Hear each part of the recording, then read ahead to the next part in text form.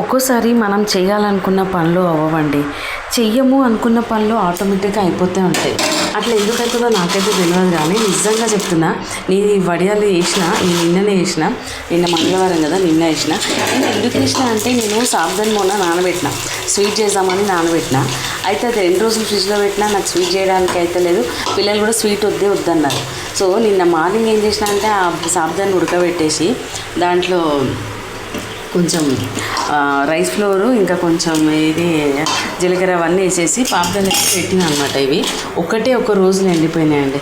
అంటే మార్నింగ్ పెట్టినా నైట్ కల్లా ఎండిపోయినాయి. ఇప్పుడు ఈ మధ్యాహ్నం కల్లా చాలా బాగా ఇలా సౌండ్ వస్తుంది. నేను జస్ట్ ఇంట్లోనే పెట్టినా, బయట కూడా ఎండబెట్టలేదు.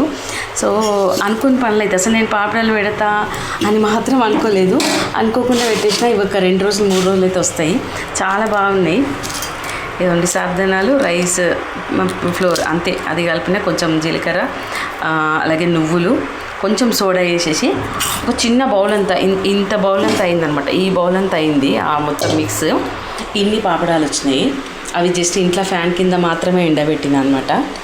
ఇదిగోండి ఇంత బాగానే. టేస్ట్ అయితే ఇంకా చెప్పొద్దు, అంత బాగున్నాయి.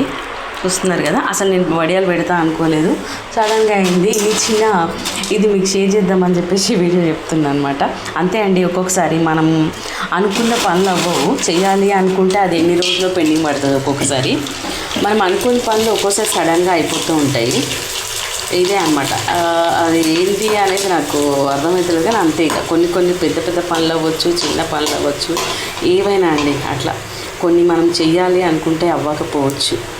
చెయ్యలేము, నేను ఈ పని చెయ్యలేనేమో అని మనము నీరసపడిపోయినప్పుడు ఆ పనులు అవ్వచ్చు. అట్లా